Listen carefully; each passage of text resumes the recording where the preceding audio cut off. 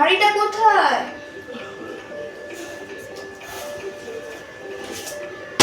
এই বাবা, এই দেখো, একটা জিনিস নামাতে গিয়ে 10টা জিনিস ফেলে। ওমা, এটা আমার বাবার ঠাকুমার ডায়েরি, কোথা থেকে পেলি? এই ডায়েরিটা কত পুরনো জানিস? তাড়াতাড়ি হাঁড়িটা নামা, তারপর ঘরে গিয়ে এটা দেখ। চো চো চো, একটু শান্ত হয়ে বস, ডায়েরিটা খুলে দেখি। ধর,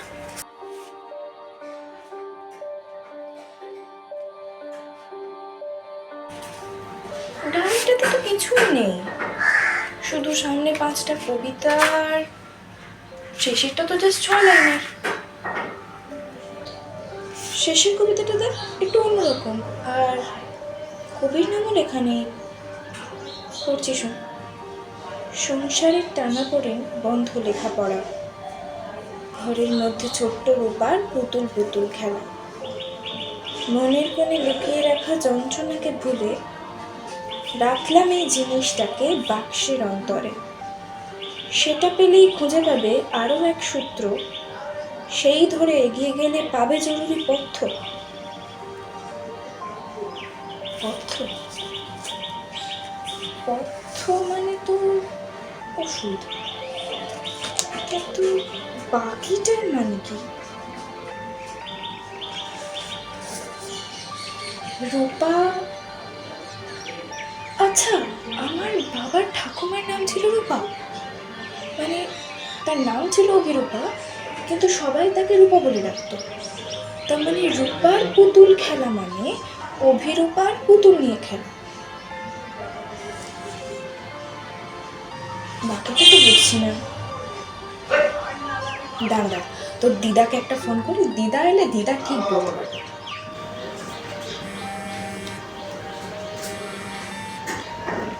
হ্যালো মা। হ্যাঁ রে বল। আরে শোনো না, আজকে সকালে হাঁড়ি পাড়তে গিয়ে হঠাৎ করে একটা ডায়েরি পাওয়া গেছে, আর দেখে মনে হলো না, ওই ডায়েরিটা বাবার ঠাকুমার। তার মানে তো বহু পুরনো। সেখানে একটা কবিতা পেয়েছি, কবিতাটা শুধু 6 লাইনের, কিন্তু কবিতাটার মধ্যে মনে হচ্ছে একটা রহস্য আছে। বাবা, কিরকম রহস্য? আচ্ছা মা, বাবা তো বলতো তার ঠাকুমা পড়াশোনায় খুব ভালো ছিল, ভালো কবিতা লিখতো, সেটা তো কখনো বলেনি। হয়তো শখ করে লিখতো, আমরা জানি না। তুমি একবার এসো তো, দেখি এই রহস্যটা সলভ করতে পারি কিনা। আচ্ছা বেশ। এসো একবার। ও মা, এসে গেছো? এসো এসো। হ্যাঁ রে, ও আরে শুনি, মা বললো তোর নাকি খুব রূপা ঠাকুমার গল্প শুনতে ইচ্ছা আছে। চ, তাহলে আজকে তোকে রূপা ঠাকুমার গল্প শোনা। এই হলো অভিরূপা, পড়াশোনা ভালোবাসা একটি মেয়ে। অভিরূপার পরিবার ছিল অভিজাত, ছোটবেলা থেকে পড়াশোনাতেও ছিলেন খুব ভালো। গ্রামে তার নামও ছিল খুব, বিজ্ঞানের প্রতি ছিল তার ঝোঁক। নানান বই পড়তেন, আর সবসময় যেন কিছু একটা খুঁজে বার করতে চেষ্টা করতেন। কি সেটা কোনোদিনও জানা যায়নি।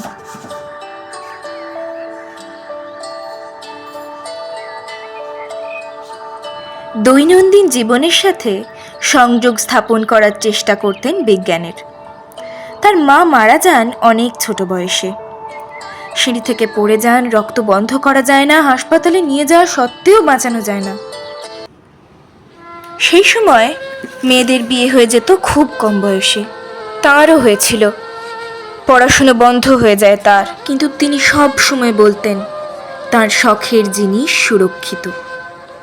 তবে সেই জিনিস যে কি তা কোনোদিনও কেউ বোঝেনি। যাই। ও মা, চলো না আমরা খুঁজে বার করি জিনিসটা কি। গুপ্তধন খোঁজার তো মজাই আলাদা, ঠিক মুভির মতো।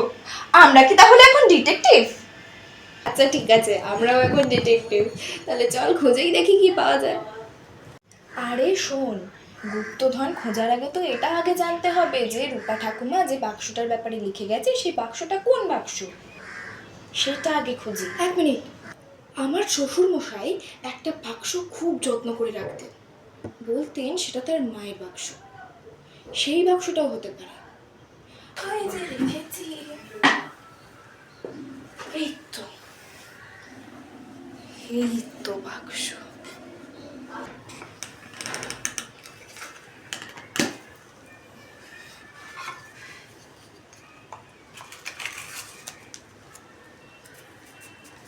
রূপার পুতুল পুতুল খেলা।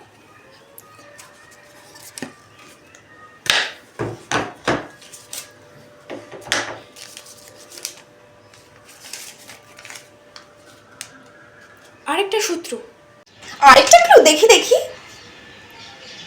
কড়ি কাঠের ঘর একখান, কপাট খুলে ডান, সূর্যি মামা উদয় হলেন, রূপার রূপের স্থান। চকচকে স্তর আছে তাহার, দেখতে পাবে নিজের বাহার।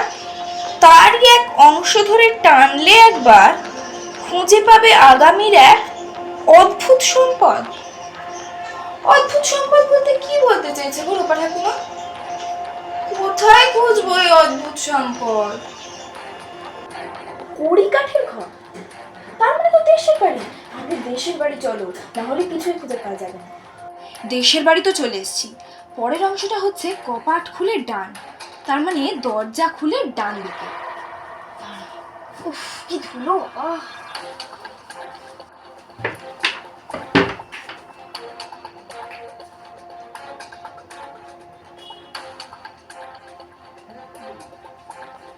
কপাট খুলে ডান, এদিকে তো খাট। তারপরে ছিল রূপার রূপের স্থান। আয়না, চকচকে স্তর আছে তাহার, দেখতে পাবে নিজের বাহার। আয়না, দেখি। এই এক অংশ ধরে টানলে একবার, তার মানে ড্রয়ার গুলো। কিন্তু এ তো অনেক। ঠিক আছে দাঁড়া, এক এক করে সবকটা খুলে দেখি। তুইও খোল, হাত লাগা শুনি।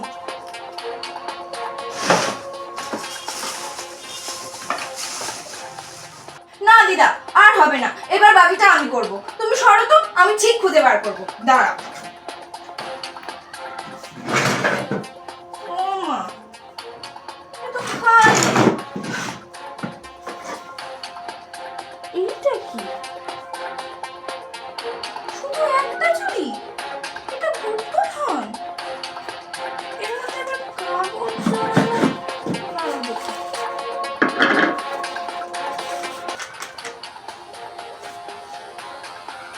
বিশল্যকরণী।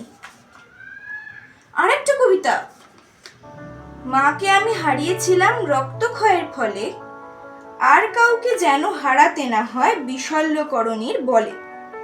রামায়ণে আছে উল্লেখ এই গাছের পাতার, বেটে লাগালেই সব নিরাময়, সব রকমের কাটার।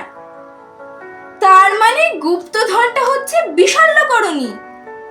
তুমি বলছিলে না তার মা পড়ে গেছিল সিঁড়ি থেকে, গিয়ে সে অতি রক্তক্ষয়ের ফলে জ্ঞান হারায়, দিয়ে তারপর হাসপাতালে নিয়ে যাওয়ার পরেও তাকে বাঁচানো যায় না। তার মানে রূপা ঠাম্মা তার সারা জীবন ধরে একটা নিরাময় খুঁজে বার করার চেষ্টা করেছিল, যাতে তার মায়ের মতো আর কাউকে প্রাণ না হারাতে হয়। সত্যি রূপা ঠাকুমা একটা অন্য রকমের ওষুধের কথাও জানিয়ে গেল। এখন তো কত রকমের ওষুধ আছে, অপারেশন আছে, নানা রকমের ব্যবস্থা আছে, কিন্তু বিশল্যকরণীর কথা তো জানতাম না।